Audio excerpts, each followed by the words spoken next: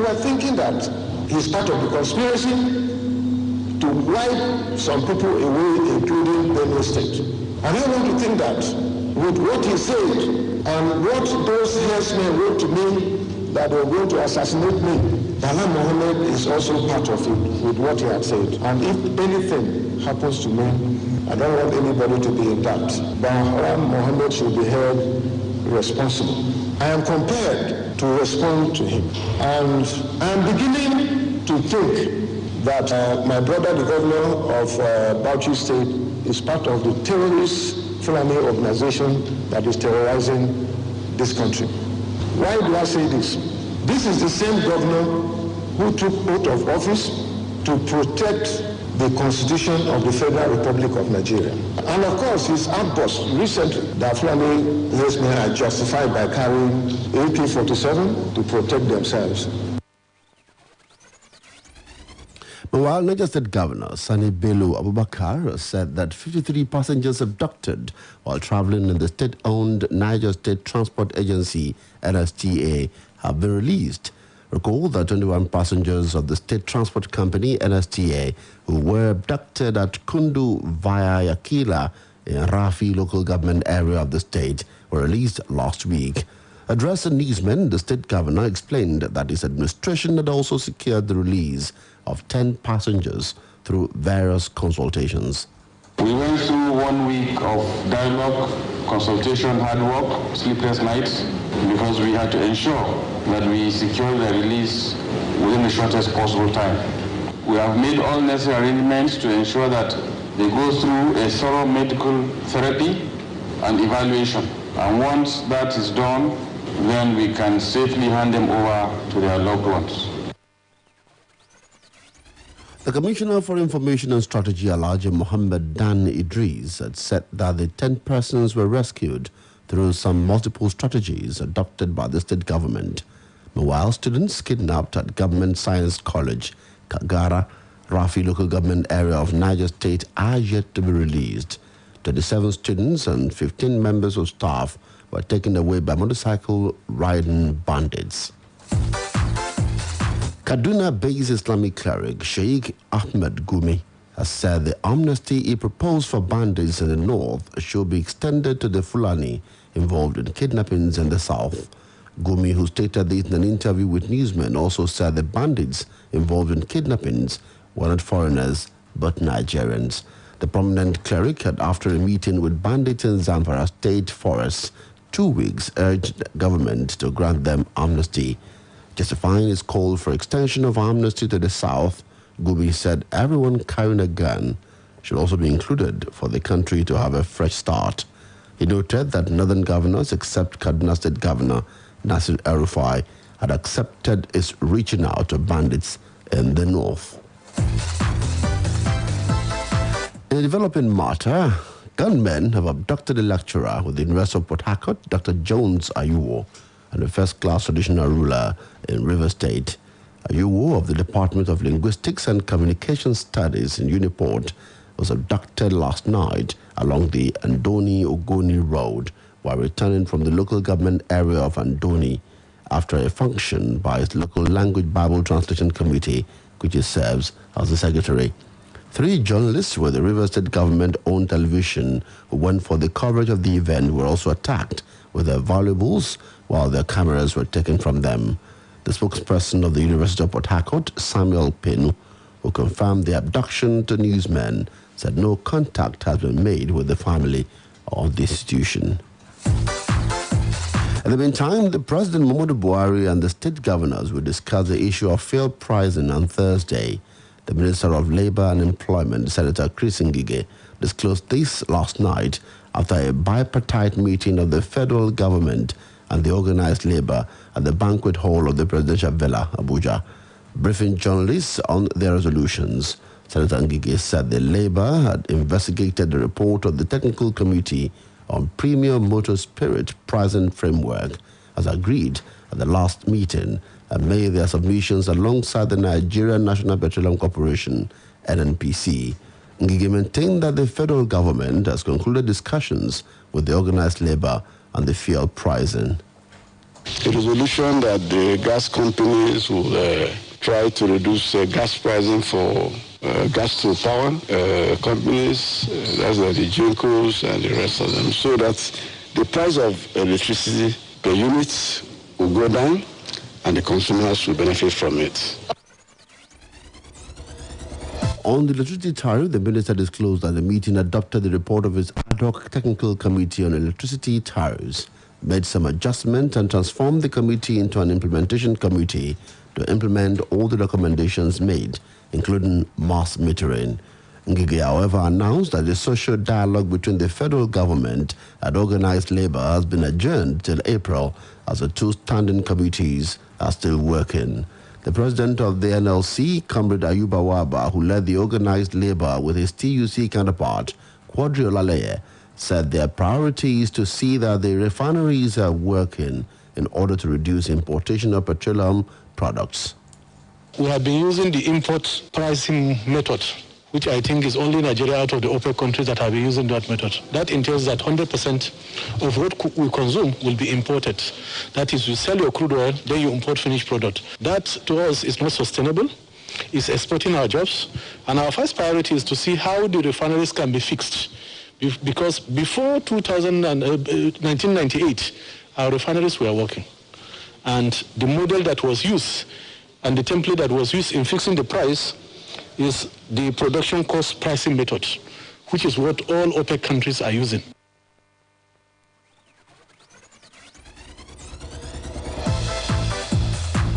The 10 schools affected by the hijab controversy in Ilorin are to remain shut pending the outcome of the state government consultations with stakeholders on the use of the Muslim headgear in schools. According to a statement made available to newsmen in Ilorin today, this to avert any breakdown of law and order while the government concludes the consultations with relevant stakeholders. In the statement, the Secretary to the State Government, Professor Maman Jibril, urged members of the public to remain calm and peaceful. And moving ahead to the judiciary, the National Human Rights Commission Independent Investigation Panel has been asked to compel the Nigeria Police Force to pay a compensation of 200 million naira to petitioner Kingsley Kalu. At the resumed sitting of the panel in Abuja today, Kalu said that his left leg was amputated in 2017 after there was an accidental discharge from the rifle of a police officer who has been dismissed from the force. He also asked for a refund of all the hospital bills procured by him, an artificial limb, claiming the police only gave him 150,000 naira since the incident occurred. According to the petitioner, the lawyer of the police opposed the request for compensation to be paid by the force, as he insists that the right person to compensate the petitioner is the dismissed officer, Daniel Akpabio. After listening to the oral testimony of the petitioner and the cross-examination by the police, the chairman of the panel, Justice Suleiman Galadima, fixed March 24 for the re-examination of the petitioner. The Federal High Court, Abuja, set aside the interim order through which the Asset Management Corporation of Nigeria seized property belonging to a businessman, Juma Ibrahim, for an alleged 69.4 billion naira debt. Justice Okon Abang, in a ruling, also vacated all consequential orders earlier made by the court on January 4, but differently constituted by Justice Rilwan Aikawa of a Federal High Court, Lagos. A Federal High Court, Lagos, had on February 17 declined to vacate an interim order through which AMCON seized property belonging to Ibrahim.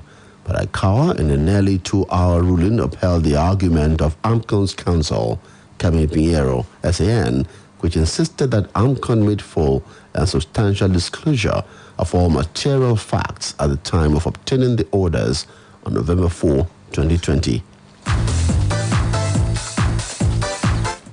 An aide-de-camp to a former governor of Imo State, Berendo Chimenche Fulem, his legislative aide, Steve Asunobi, and 12 other aides of Rochas Okorocha were today granted a 5 million naira bond bail on each of the defendants. The magistrate, B.U. Adenike, who ruled on the bail application made for the release of the defendants, also insisted that a traditional ruler in the state must stand in as a surety. They were arraigned on a 6-count charge bordering conspiracy, breach of public peace, possession of firearms, and unlawful destruction of the official seal of the Imo State government. Others include defamatory action on the social media against the governor of the state with intent to injure the reputation of the state government and the person of the state governor and disturbance to a lawful order. Meanwhile, the Imo State Police Command has said the former governor has been released. The spokesperson for the State Police Command, Olowookere, made this known while featuring on the program today. Ikoku said Okorocha was released last night after he was invited for questioning over the unsealing the Spring Palm estate linked to his wife, Kechi. And it was a very, very tense situation. So the command had to ensure that normalcy returned, and then we invited, we took distinguished Senator Rochas Okorocha out of the premises for 2 reasons.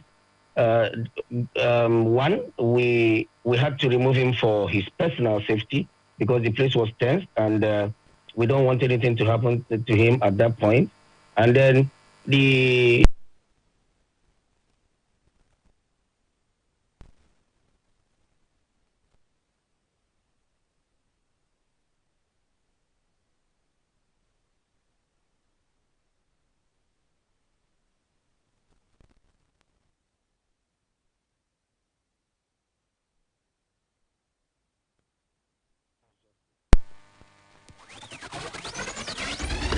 The evening news on Splash 105.5 FM. Still ahead in the news, Ugandan opposition leader Bobby Wine drops challenge to election laws.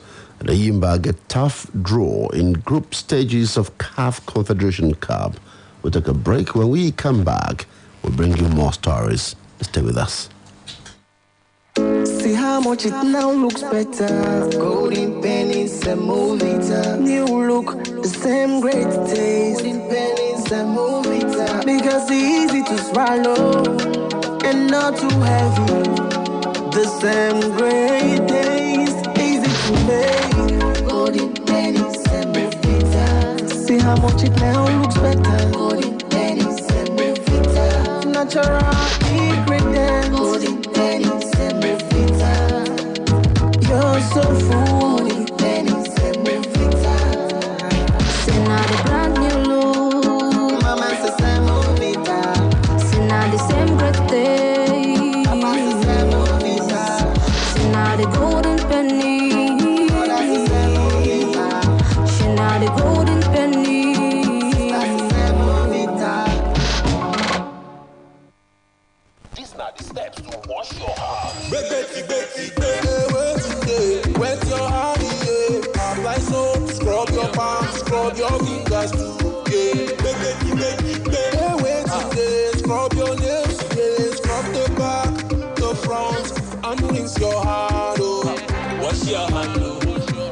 Wash your hand, oh. Wash your hands properly on the running water for at least 20 seconds to stop the spread of germs. This public service message is brought to you by Dettol.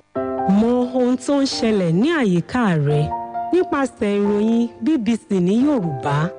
Nítorí kí o tó lè tayọ, o ní láti mọ̀ ọ́. Ní ìmísí pẹ̀lú àwọn oríṣiríṣi ìròyìn láti ibi àti káàkiri àgbáyé. Nígbà tí o bá ní ìmọ̀ nípa ohun tó ń lọ ní àgbáyé, o lè ṣe ohunkóhun. Mọ ohun tó ń ṣẹlẹ̀ ní àyíká rẹ. Wá BBC News Yorùbá kàn.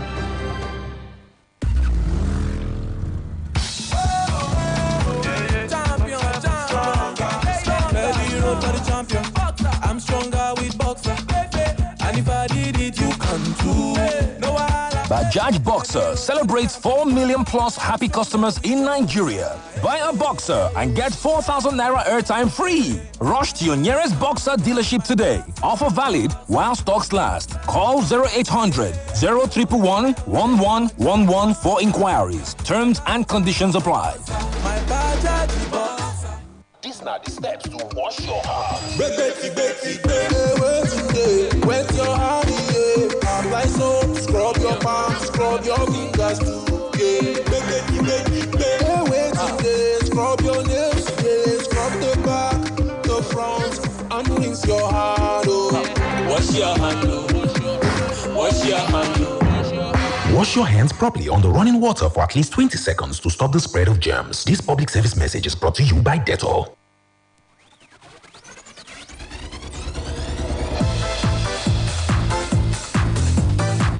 Many thanks to you for being there with us on Splash 105.5 FM. It's your integrity station.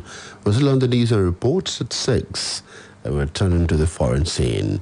Ugandan opposition leader Bobi Wine has announced today that he was abandoning a legal bid to overturn the results of last month's presidential election, accusing the judiciary of favoring veteran ruler Yoweri Museveni.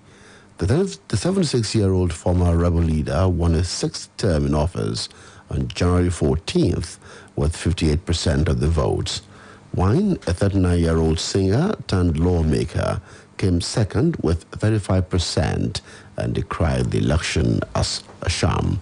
He filed the petition in the Supreme Court on February 1, challenging the results, alleging voter intimidation, the abduction of his party officials, and widespread rigging, including ballot stuffing.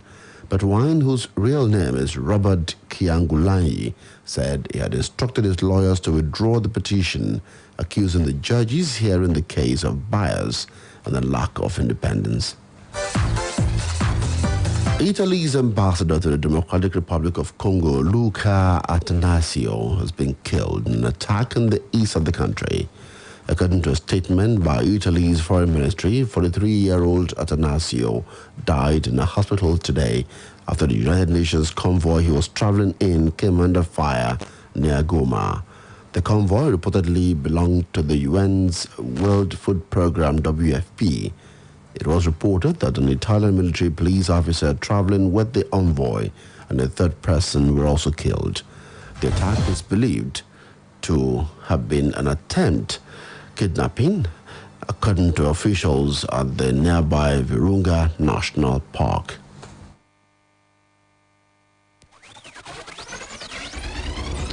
Hundreds of thousands of protesters today took to the streets of Myanmar in one of the largest demonstrations yet against the country's military coup. Businesses closed as employees joined a general strike, despite a military statement that said protesters were risking their lives by turning out. Myanmar has seen weeks of protest following the coup on February the 1st. Military leaders overthrew Aung San Suu Kyi's elected government and have placed her under house arrest, charging her with possessing illegal walkie-talkies and violating the country's natural disaster law. And finally, sports news. Ayimba have been handed tough draw in the group stages of the CAF Confederation Cup after today's ceremony in Cairo.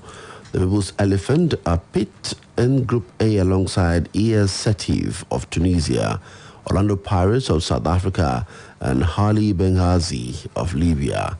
Ayimba edged out another Nigerian club, Rivers United 6-5 on aggregate on Sunday to book their place in the lucrative stage of the competition. The Aba Giants are looking to make history as the first Nigerian club to win the competition. Still on sports, Premier League clubs have been told by the players and staff will now be forced to self-isolate for 10 days when they return from any overseas trip.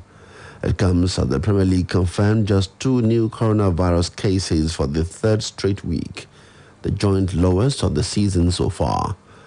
There had previously been no specific restrictions on those arriving back from Champions League, Europa League and international ties outside the UK. But the new UK government guidelines were provided to all 20 Premier League clubs on Sunday. Players will still be allowed to train and play in matches, but will have to quarantine in the same way as the general public and can only leave home when entering their elite sporting environment. And just before we go, a quick recap of the headlines. Governor Tom has slammed Bala Mohammed, called him terrorizing Nigeria. And court has granted Olowookere Adenike others 70 million naira bail. Ugandan opposition leader Bobby Wine has dropped challenge to election laws, and Yimba have gotten tough draw in group stages of CAF Confederation Cup. For more details on the news, we urge you to please visit our website on www.splashfm1055.com.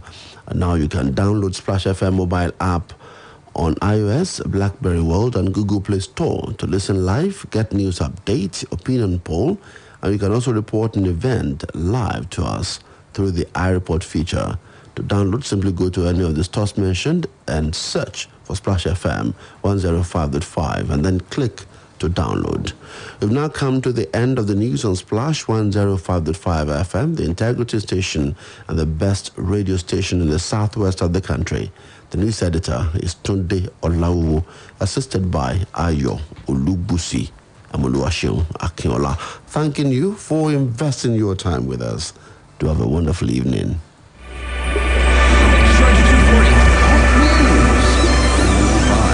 Sports and more on the Integrity Station.